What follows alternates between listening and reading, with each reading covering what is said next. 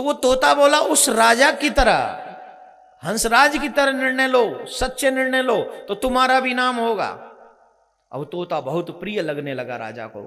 एक दिन तोते ने कहा, राजा जैसे तू अपनी प्रजा का राजा है वैसे मैं भी तोताओं का राजा हूं, और देख बहुत बुरा क्या हो गया कि ये मैंने अपने पुत्र को राजा भी नहीं बनाया, मुझे सब कुछ छोड़ के बीच में ही आना पड़ा, इसलिए मैं तुझसे कुछ समय के लिए क्षमा चाहता हूं। एक काम कर, तू कुछ समय के लिए मुझे छोड़ दे, मैं वापस आ जाऊंगा।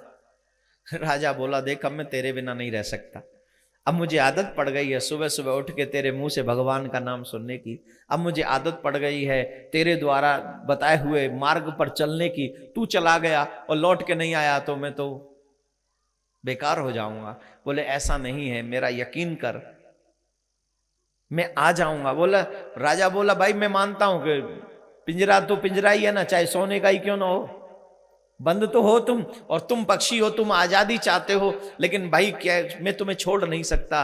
वो तोता बोला, दुनिया भर के सारे पाप मुझे लग जाएं अगर मैं वापस ना आऊं तो, मेरा यकीन कर, क्योंकि मुझे भी मेरे प्रजा की चिंता हो रही है। राजा को यकीन हुआ, राजा ने छोड़ दिया और तोता अपनी प्रजा में पहुंचा। उसने अपने बेटे को राज्य दिया और बेटे को राज्य देकर उसे वापस आ रहा था तो मार्ग में उसे एक अमर फल मिल गया। 2 अमर फल मिले। अमर फल का एक वृक्ष था, वहां से उसने 2 अमर फल लिए। कहा कि मेरा राजा बहुत अच्छा है जिसने मेरे ऊपर विश्वास किया, मैं जा रहा हूं तो राजा को अपनी तरफ से गिफ्ट दूंगा। और जब वो तोता जा रहा था राजा के पास पहुंचा तो इतने ही बीच में मंत्रियों ने उसको तोता के अगेंस्ट भड़का दिया। मंत्रियों को क्या प्रॉब्लम हो गई? बोले मंत्रियों को ये प्रॉब्लम हो गई, हमसे ज्यादा तो ये तोते की मानता है। और यहां अपने पराये की लड़ाई बहुत होती है साहब, मैं की बहुत बड़ी लड़ाई है, पद की बहुत बड़ी लड़ाई है। आज हमारे देख लीजिए सरकारों को एक दूसरे को जलील करने में लगे हुए हैं। देश की चिंता चाहे किसी को भी नहीं है, लेकिन जलील एक दूसरे को सब कर रहे हैं, कोई पीछे नहीं हट रहा। वो कहते हैं ये, वो कहते हैं ये, वो कहते हैं वो, प्रदेश में कुछ रूप है, देश में कुछ रूप है, और भगवान जाने ये कुरूपों को रूप भगवान ने कैसे दे दिया। भगवान ही मालिक है, राधे राधे बोलना पड़ेगा। आज के राजा का चरित्र समझ में नहीं आ रहा है साहब। साहू जी थोड़ा ध्यान रखना प्लीज, आपसे नहीं कह रहा हूं, आप तो ऐसे जो खड़े रह के ठाकुर जी की सेवा करते हैं, तो आप तो बहुत, और मैं ऐसे ही लोग हमारे ऊपर शासक होने चाहिए जिन्हें धर्म का पूरा ज्ञान हो, जिन्हें धर्म की चिंता हो, जिन्हें अपने प्रेमियों की या अपनी प्रजा की भावना की चिंता हो। ऐसे लोगों को राज सत्ता पर बैठना चाहिए। धर्मनिरपेक्ष, धर्मनिरपेक्ष, धर्म के बिना किसी का देश चला है क्या जो तुम्हारा चल जाएगा? हर देश को धर्म की जरूरत है साहब, हर देश को, हर समाज को। खैर इन लोग, ये चर्चा नहीं है मेरी, चर्चा है कि ये लड़ाई तो होती है कब? जब हमारी कोई पूछ नहीं करता। जब कोई हमारी पूछ नहीं करता तो हम उसको अगेंस्ट कुछ न कुछ करते हैं। तो मंत्रियों ने उस तोते के अगेंस्ट राजा को भड़का दिया और कहा हमने सुना है वो कोई फल वल ला रहा है। अब चर्चा तो हो जाती है ना, ये लोग, इनके यंत्र बहुत बड़े होते हैं। बोले कोई फल ला रहा है, वो विष फल है, अगर तुम खाओगे तो मर जाओगे, और था वो अमर फल। राजा को तोते ने कहा मैं तुम्हारे लिए अमर फल लाया हूं, खा लो, तुम अमर हो जाओगे। मैं चाहता हूं एक फल खुद खा लो, एक रानी को खिला दो। तुम इतने अच्छे डिसीजन लेने लगे हो कि प्रजा को तुम जैसा राजा चाहिए, इसलिए मैं चाहता हूं अमर हो जाए। लेकिन मन में तो उसके में भावना अच्छी नहीं रही तोता के लिए, लेकिन फिर भी उसने उसको अपमानित नहीं किया। बोले ठीक है रख दो, मैं बाद में ले लूंगा। अब तोता अपनी मस्ती में मस्त था। संयोग देखिए कितना अच्छा विचित्र बन गया कि जैसे ही एक फल को उसने रखा, रखे हुए फल की सुगंध सर्प को लग गई। उसे पता चल गया यह अमर फल है। उसने आके उस सर्प को उस फल में डंक मार दिया, उसको खा लिया, तो उसमें अपना विष छोड़ दिया। और जब विष छोड़ दिया तो गड़बड़ हो गया बात। अब तोते को ये भनक लग गई। तोते ने देखा ये फल तो इसमें डंक लगा हुआ है, मतलब इसने किसी ने इसको चख लिया है। तो राजा से कहा देखो सुनो, ये फल मत खाना, ऐसा लगता है सर्प ने इसको खा लिया है तो इसमें विष छोड़ दिया हो गया, तुम ये फल मत खाओ, दूसरा फल खाओ। लेकिन उसको राजा की बात पर, राजा को तोते की बात पर यकीन नहीं हुआ और उसने वो फल उठवाकर एक बगीचे में डलवा दिया। संयोग देखिए वो बगीचा कितना अच्छा रहा कि वहां फल का पूरा पेड़ ही हो गया,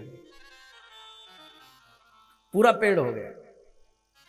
और जो विष वाला फल था वो किसी जानवर ने खा लिया जिससे उसका प्राण निकल गया। अब राजा को संदेह पक्का हो गया कि ये तोता मुझे मारना चाहता है, तो एक को कहा कि इस तोते को मार दो और दूसरे को कहा कि वो जो फल है, वो जो वृक्ष हो गया है, इससे दूर रहना, इससे कोई हाथ ना लगाए। अब चिंता होने लगी। इधर एक और काम हुआ, उसी राजा के राज्य में एक बुढ़िया जो बहुत पीड़ित थी, बीमारी से परेशान हो गई थी।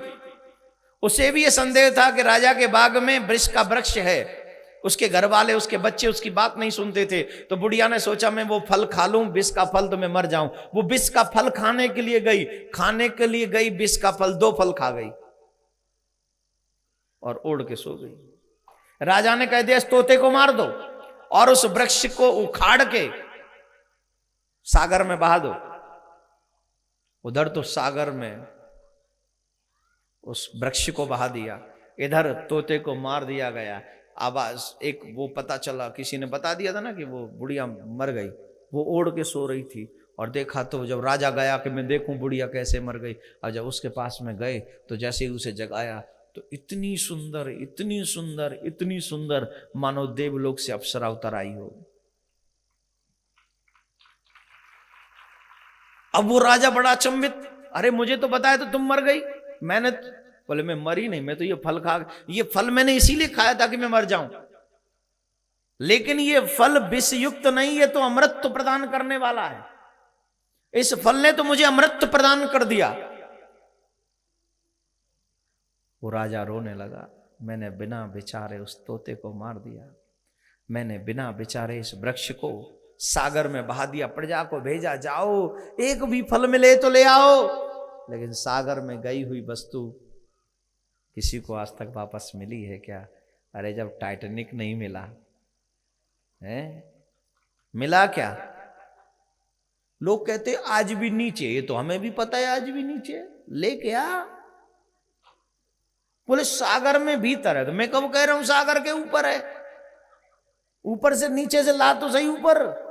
भाई डूबा है तो कहां होगा, सागर ही में होगा। हम कब कह रहे हैं वो जबलपुर में, हम तब जाने जब यहां सागर ला नहीं सकते ना। सागर में गई हुई कोई भी वस्तु वापस नहीं आती। हाँ कभी कभार कृपा कर दे सागर, खुद ही दया कर दे, लहरों से हमारे किनारे तक पहुंचा दे, वो एक अलग विषय है। वो वृक्ष लौट कर नहीं आया, एक भी फल वापस नहीं मिला राजा को, और राजा रोने लगा, बहुत जोर जोर से राजा रोने लगा। हे मेरे भाई बहन, जैसे तोते को मारकर राजा रोता है, जैसे वृक्ष को बहाकर राजा रोता है। क्यों? क्योंकि उसने बिना विचारे सब काम किया। अगर विचार करता तो न वो तोते को मार पाता, न वो वृक्ष को बहा देता। वैसे ही मेरे भाई बहन, हम और आप भी बिना विचारे अपनी जिंदगी जीते चले जा रहे हैं। अगर जीते चले गए बिना विचारे तो हमें भी एक दिन इस राजा की तरह खून के आंसू रोने पड़ेंगे, एक दिन खून के आंसू रोने पड़ेंगे। अगर चाहते हो कि हम खून के आंसू ना रोएं तो सबसे पहले थिंक योर फर्स्ट, हम क्या करें और क्या न करें। परमात्मा की दी हुई गिफ्ट को हम इसको प्रयोग कैसे करें। उस राजा को अमर फल मिला था, उसने उसको मिसयूज कर दिया, और आपको ये अमर कथा पूरी मिल रही है। आप इसको मिसयूज मत कीजिएगा, आप इसका प्रयोग कीजिएगा मेरे भाई बहन, इसका प्रयोग कीजिएगा। अगर मिसयूज कर दिया ना, जिन लोगों ने किया वो खून के आंसू रोएंगे। श्राप नहीं दे रहा हूं, बद्दुआ नहीं दे रहा हूं, समझाने की कोशिश कर रहा हूं।